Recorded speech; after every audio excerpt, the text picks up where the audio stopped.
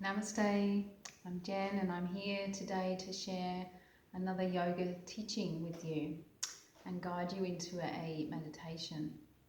So we have been studying previous niyamas, which are the things that we want to encourage and foster within our own lives to allow us to be more content and peaceful within ourselves and to get to know ourselves.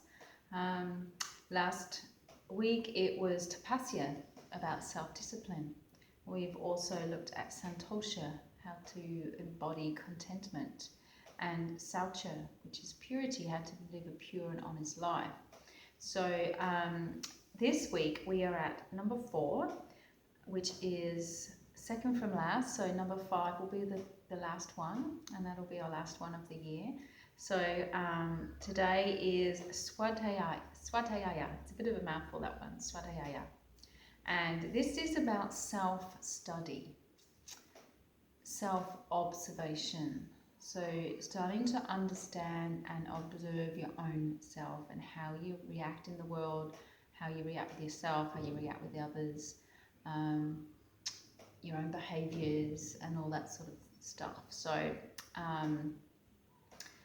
there's 3 different aspects that I'd like to cover with self-study, and 3 different ways in which you can foster that. So I guess first of all, let's look at why we want to even do that. Why do we want to study ourselves? Like, don't we already know who we are? Well, quite often we don't, because we're in a constant state of stress and reactivity, where we're just trying to cope with the busyness of our lives, and we're just going from one thing to the next, and then at night time we just sleep and we're tired and we watch telly, and then the next day goes on, so it's a bit of a Groundhog Day situation, and then suddenly, bam, maybe something terrible happens and you suddenly think, oh God, I can't go on like this anymore and I need to find a different way to live my life. So that's what happens a lot, and then we turn inwards and we start to look at who we are on the inside. So without the conditioning of our parents, without the conditioning of our schooling, without the conditioning of society, and trauma, all the trauma experiences tend to put layers on us, where we get layers and layers and layers and layers of things that aren't the real self, the real truth of our own being.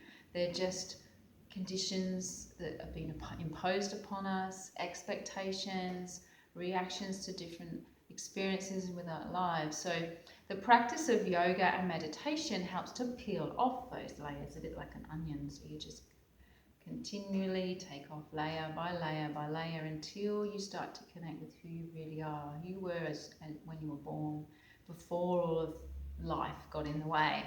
So that's what self-study is. It actually helps you to observe, okay, is this the real me that is responding now, or is this the conditioned me, or the traumatized me, or the negative patterns that have been created within me from experiences that I've lived. So it allows you to really start to become aware of yourself, and then through your awareness you can start to make changes and start to decide, actually no, I'm not going to do that anymore, and I'm going to change how I react, and I'm going to change these negative beliefs about myself. And you start to peel off these layers, so eventually we really get to know who we are, and you get back to your true self, and you feel really comfortable with yourself, and you don't need alcohol to go out and have a good time. You don't need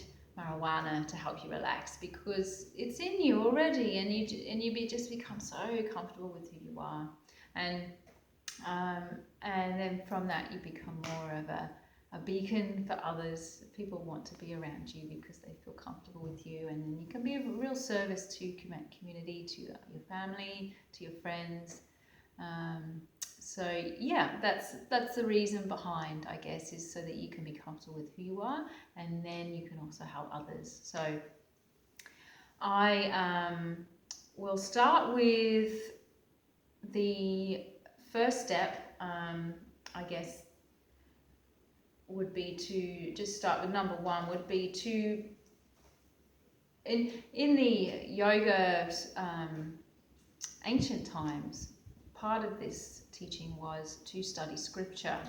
So if you were a Christian, you would study the Bible, or if you, you were of different religions, you would study that scripture of that religion. In yoga, we study the Yoga Sutras. So it's actually quite a small book, Yoga Sutras. And Patanjali is the man that came to earth to write down all these sutras. And otherwise, before his time, it was all handed down through teacher to student verbally. So if you were a yogi, you would have a yoga teacher one-on-one, and they would get you to memorize the scriptures just through word of mouth. So it was protected. And then Patanjali came when he knew that we were going to go into a dark time and it was going to get lost. And we did go through some dark ages, the times of Jesus and all of that. So this was written down and preserved, and now we're going into higher times again. So it's available, and more people are becoming yogic. So I'm not telling you to go out and read the Yoga Sutras unless you want to be a yoga teacher. Then you would want to probably have a copy. But what I'm saying is that there is so many great masters out there, masters of their field. And if you're drawn to self-help, to improve yourself, to evolve as a human being and to become a better person, then you might want to read some stuff. So there's some great books from some other masters. So one of my first books that I started to read when I started this path was Where is the Light by beloved Guru Paramahansa Yogananda. So he is the guru that sits on my altar. I will show you here. There he is. So Yogananda was a yogi from India who brought yoga to the West, to America in the 1940s. So he was the first Indian dude to do that, and you can imagine what an experience it would have been for him, and how much resistance there would have been by the American public for what he was trying to teach people. But he came and did that. And anyway, he's got lots of books, and there's wonderful paragraphs in here just to help you through challenges in life. So that's a good one. I also love Don Miguel Ruiz. So he wrote the 4 Agreements. I don't have a copy of the 4 Agreements with me right now. I've lent it out, but he's got other books too. This is the Essential Teachings. There's also the 5th Agreement. I think there's other ones that he does. So Don Miguel Ruiz, he's talks about things that will really help you understand this planet that we live on, and yourself as a being, and how you can be content and how to live your life. So the 4 agreements that you commit to with yourself. So that can be really helpful. I love Louise Hay. She's a master in healing, and she looks at deeper meanings as to why we get sick and what they mean, and how we can heal ourselves emotionally, so that then when we can heal ourselves physically. This is a very little book. There's bigger ones that you can get, but this is more just one of my quick reference books. But if you're into healing and you want to heal yourself, if you've got something happening within your own body right now, then you might want to take a look at her stuff. And there's many more. I've got lots here that I won't go through everything, but you might have heard of Eckhart Tolle. He's written this book. I actually personally haven't read this one, but somebody has recommended it to me, and that's why I've got it, but I haven't got to it yet. But yeah, it's another spiritual enlightenment book that can help you on your path. If you want something nice for the kids and the whole family, I love this one. This was given to me by a beautiful person who I'm very grateful for, and we read it quite often, me and the kids, and it's got very simple teachings on life and how to be, and it's beautiful. So those are just a few. There could be other things that you're interested in. Perhaps you suffer with depression. You might want to get a book written by a master on depression who can help you through that. So although you might not be a yogi yet, and you're not into reading scriptures, there's many other very valuable things that you can read out there. So that will help you turn into self-reflection, where you reflect on yourself and then you learn and you start to grow and blossom as a person because of what you're reading. So having that something by your bed at night, maybe you just read one page a night. Maybe you have one of those books. This is a great one for that, this teaching. I just flick through it and just open it and see what it lands on, and it's got, you know, just little paragraphs that you can read just to send you off on a nice little on a nice sort of journey before you go to sleep. So there's some connection with yourself, and it's often something that you really need to hear. Next thing would be journal writing. So writing in a journal is fantastic. You don't have to do it every day unless you really want to, but especially when you're going through a tough time, maybe you're going through some real relationship problems with someone and there's so much you want to say to them, but you don't know if you should say it. Sometimes writing it down in a journal will be a great way to self-reflect, and then you can read it back later when you're not so emotional and think, oh, I'm so glad I didn't say that, or actually, yeah, I really need to say this to this person. It can be a great way just to dump stuff out. It can be a great way to be creative. Sometimes I have poems come out, things rhyme, and it really helps me to express myself. I love journal writing. Other practices are your meditation. So that's another reason why we meditate. It's not all about just sitting there trying to get a blank mind and think nothing. Not at all. That may happen, it may not. And one of the beautiful things about meditation is you sit with yourself and you start to learn who you are, and you witness these thoughts that keep coming up. Is there some pattern? Is there something that keeps coming up time and time again that's not right, that just doesn't feel good? And then you know, okay, that's not me, that's not myself, that's something that I need to let go of, because the true self is peace. When we get rid of the restless mind and the restless body, all that's left is peace. So that's the true state, and with the meditation you can really start to clear out the mind and the way it can even abuse you sometimes. You know, there's so much negative stuff that can come at us from our own minds that it's just not nice, and we can't keep doing that to ourselves. And the self-reflection is best done at the end of the day. So when you have your meditation, you've done your techniques, you've done your mantra, you've done your beads, whatever, however you meditate, you then have your stillness and your silence. You may say some prayers, and you can have a little peruse of your day. Okay, how did I do today? Oh yeah, no, I shouldn't have said that to that person. I really wasn't right then. I've hurt them, whatever. There could be something. And what you mustn't do is feel guilty. Guilt is on the spiritual path. We don't do guilt. It's natural human emotion that can come up, but we don't immerse ourselves in it and treat ourselves like a bad person because we've done something that we've regretted. So the best way is to see it and acknowledge it, because that is awesome, because not everyone does that. A lot of people will act badly in the world and they don't even acknowledge that they are doing that, and they won't even accept that is wrong. So the awareness to understand, and the courage to really look at yourself honestly and peruse your day and think, okay, yep, could have done better, or maybe you had a great day and it was perfect, and then you can think, wow, gratitude for that, that's awesome.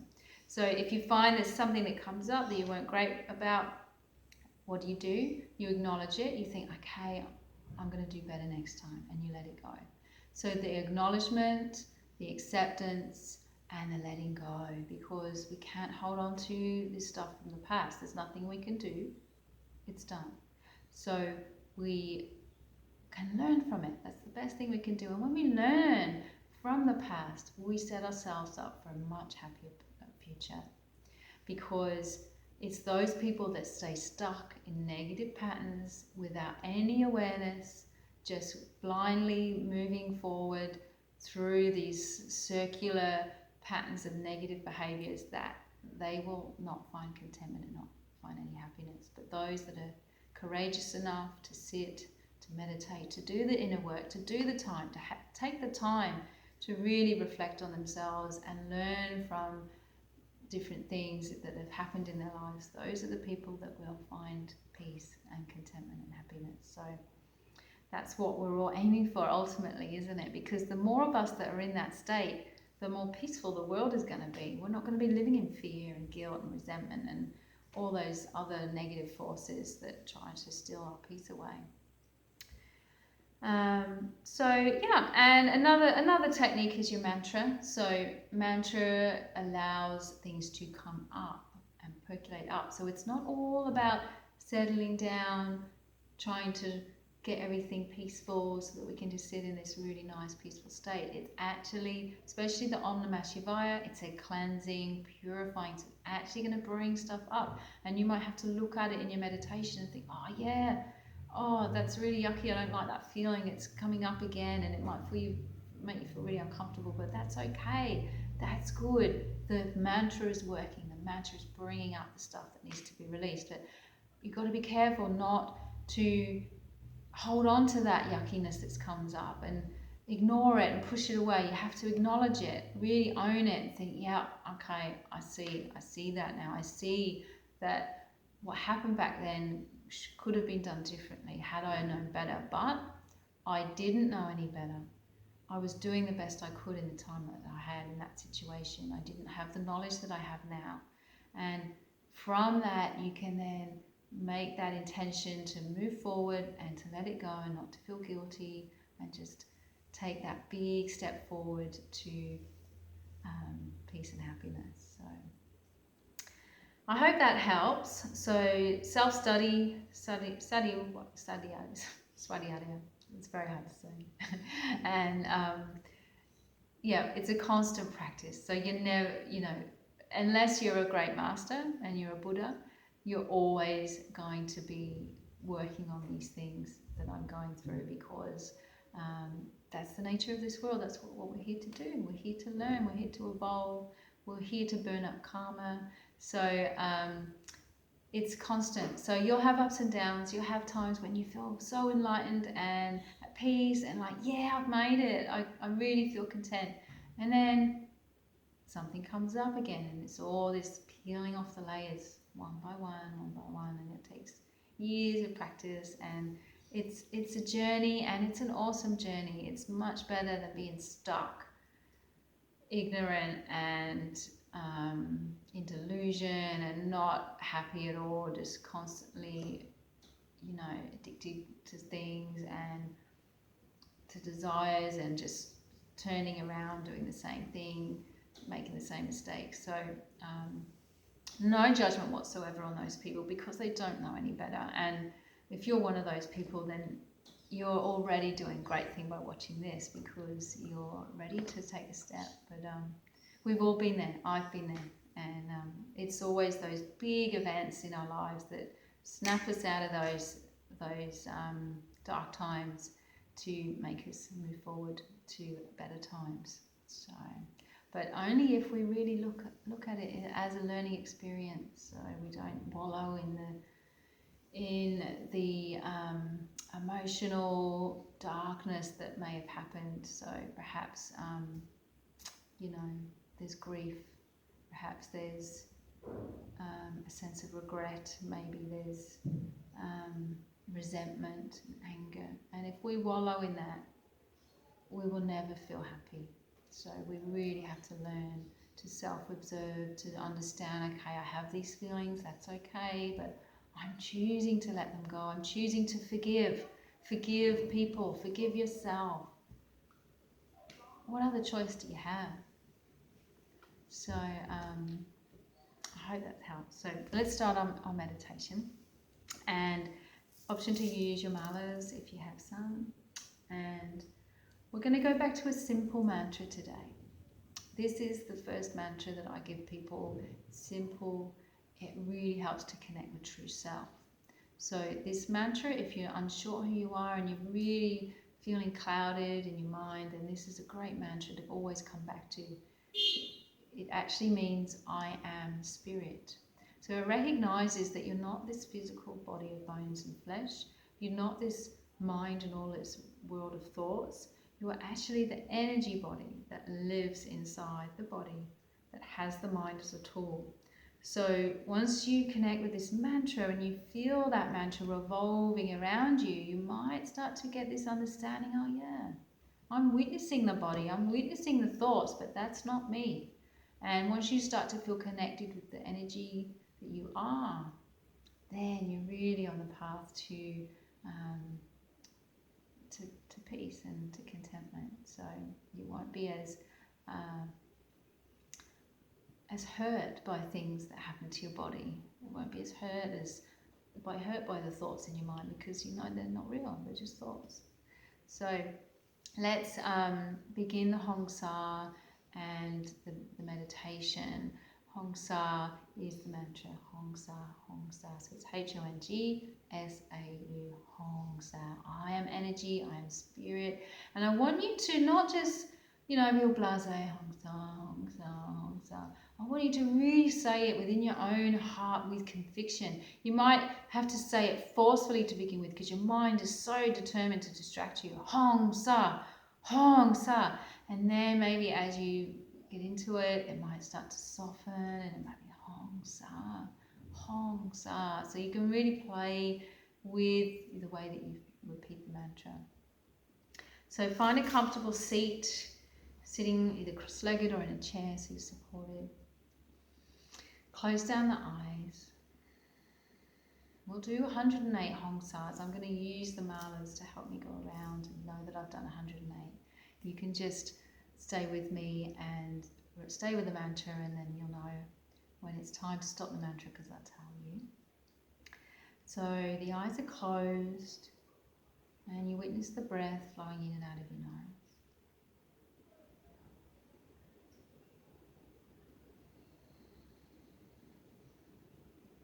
Inhale deeply, expanding the belly.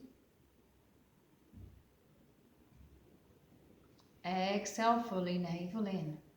Can you make a gentle closure in the throat so that there's a partial closure of the windpipe? And that'll allow you to make that ocean whisper in the throat. Inhaling.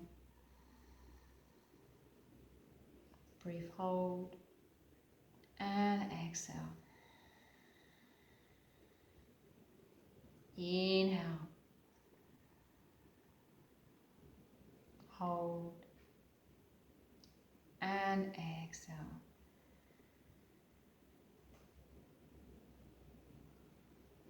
Inhale. Hold at the heart, so your heart is opening. And exhale the navel in. Last time, inhale.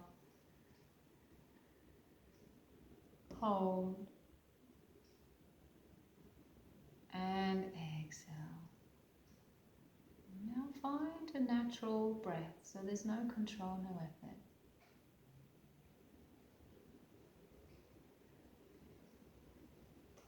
Just notice how those deep breaths have already helped you to be centered and focused on the self. And then we'll begin our mantra. So I'd like you to find a connection between the mantra and the breath. So without controlling the breath, you may inhale to Hong and exhale Sa. Or you may rather inhale Hong Sa and exhale Hong Sa. So it depends on the length of your breath. So you can choose and have a play. And remember, we can say it loudly to begin with if you feel that you're going to be distracted. Say it with passion, strength, with courage. Hong Sa. Hong Sa. Hong Sa.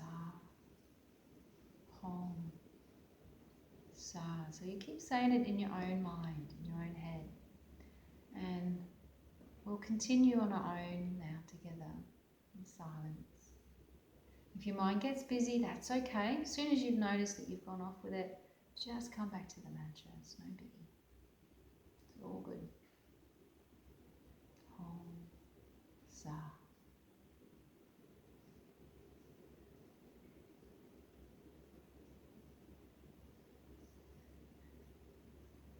if you find that some pauses want to come in between the breaths and enjoy that, that's a great opportunity to find a few moments of stillness, no thought.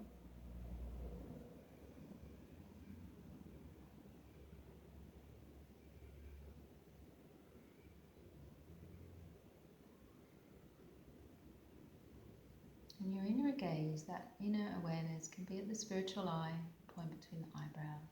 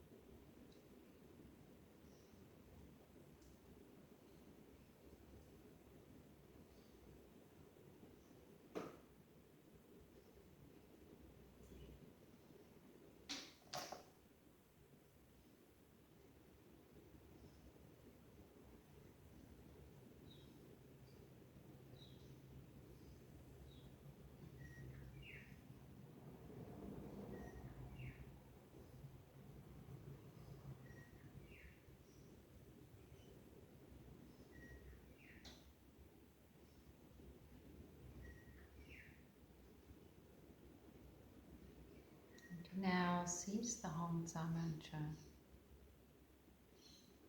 Keep the inner gaze lifted up to the spiritual eye. Keep witnessing the soft flow of your breath. And witnessing any thoughts that come up. You don't have to have a conversation with these thoughts. You just notice them and go. It's not time now to think about dinner. You just tell those thoughts to go away. Any feelings that arise within you, just become aware of them, even if they're uncomfortable.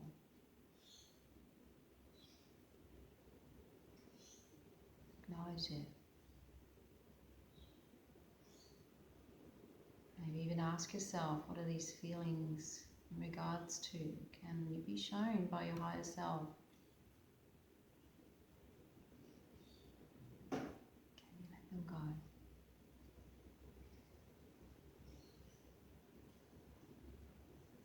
There's been many times in my meditations that I've had a good cry. And that's okay, that's good. It's an energy release to cry. You're letting out your energy that you've been holding on to, the energy behind your sadness.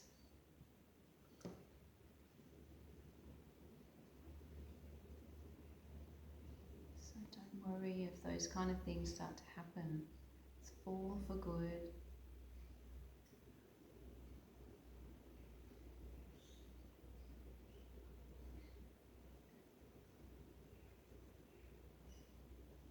Maybe you can peruse your day, your week.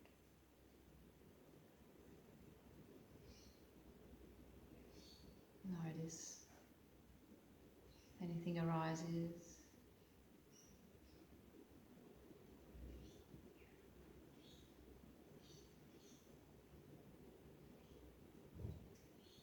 It's at this time at the end of your meditation that you're most wise.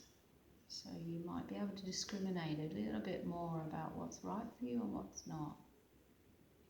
So if something comes up and you've been a bit indecisive about it for a long time, then maybe this meditation has helped you to become more clear. It's how to move forward.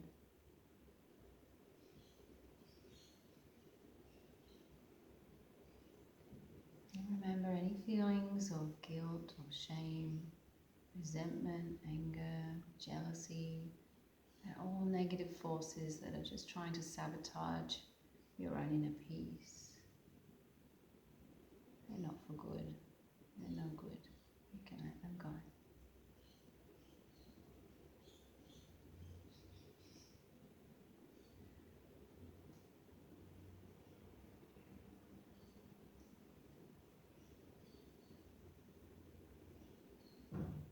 And know that you, as a being on this planet, are entitled to true happiness, true joy,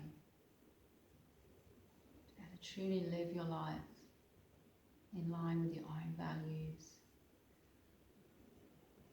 being loved, and being loving. You deserve it. You have a right to it.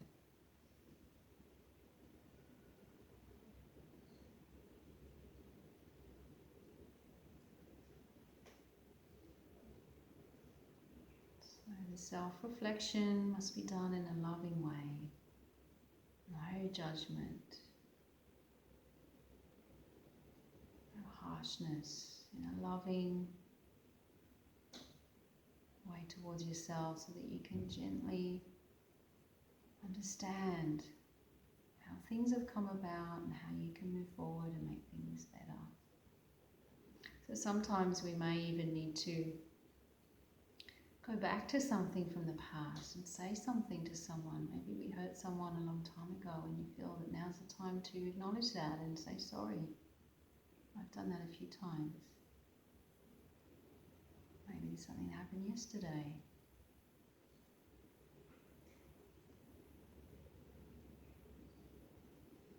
And we don't always just do it for the other person, we do it actually for ourselves, so that we can be free. Free from guilt, free from any negative emotions.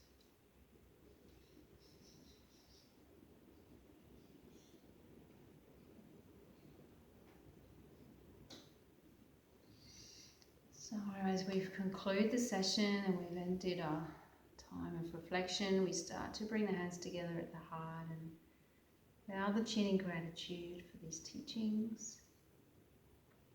It's time to meditate and for any blessings in your life currently. You might like to send your love, blessings to a special person or anybody that needs help right now.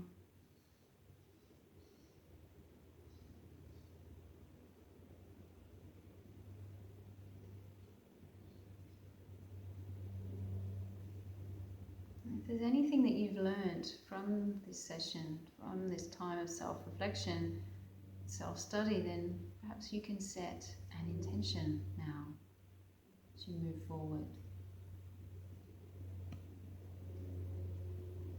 Perhaps there's something that you've learned about yourself.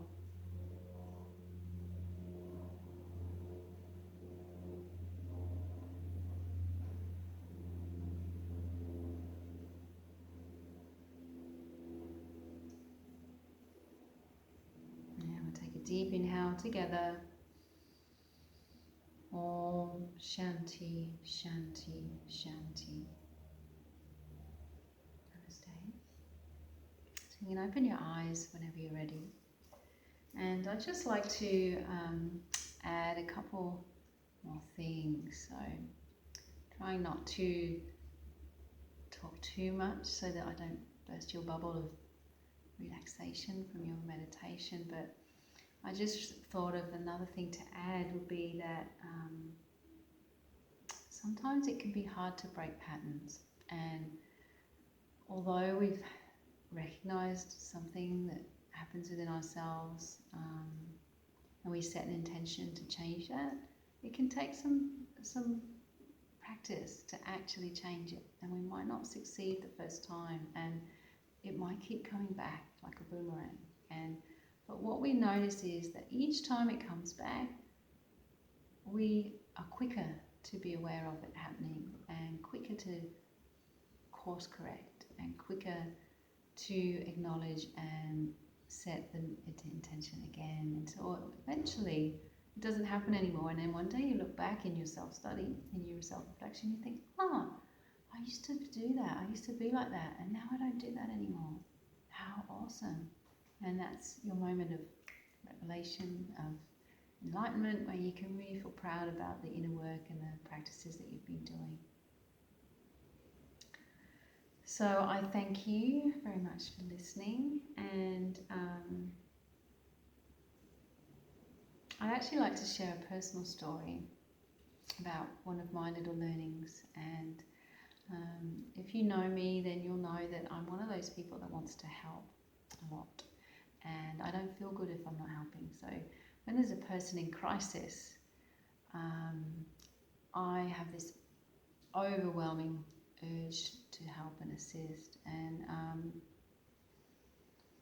I've had that a lot throughout. I think even as a child, I was just one of those people that was drawn to people that needed help, and hence why I've ended up in this line of work, I guess, because I like to help people feel better. So but what I've learned through my own self-study is that not everyone can be helped. And I had a recent experience where I was putting a lot of energy and time and even finances and emotional support to somebody who was in a crisis that needed help. And it wasn't until a little bit of time of being in that, and then starting to notice, I'm getting drained,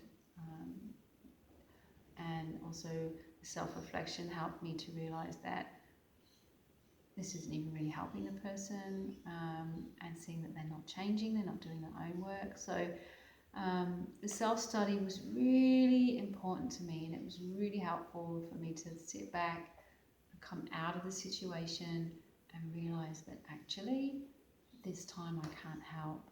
And this was a really big learning for me, and it's something that a pattern that I fall into a lot, and I have throughout a lot in my life, where I'm drawn to people that need help, and I get sucked in, and it's a thing that makes me feel good in myself. And I've realized that I need to be careful as to why I'm helping. Am I helping because it's going to help me to feel good about myself, or is it going to help the other person? So I have to really be able to reflect and be careful and use my own discrimination to know when my help's actually going to help and when it's not. So there's been a learning for me, and I've backed off with this situation, and it's been really hard and really painful thing to do because it goes against my nature. But I'm hoping and praying that this is going to be what that person needs, so that they actually learn to help themselves, because some people need to learn that. So that's my little personal story. Maybe you can resonate with that. I just thought it was important for me to share that for my own self and maybe help others. So thank you again. Thank you for listening, and have a wonderful weekend. And if you're watching this another time, then have a wonderful week, and namaste. Oh, before I go, in the next fortnight, I'll do another session in one more fortnight, and that'll be the last one for the year. Okay. Namaste.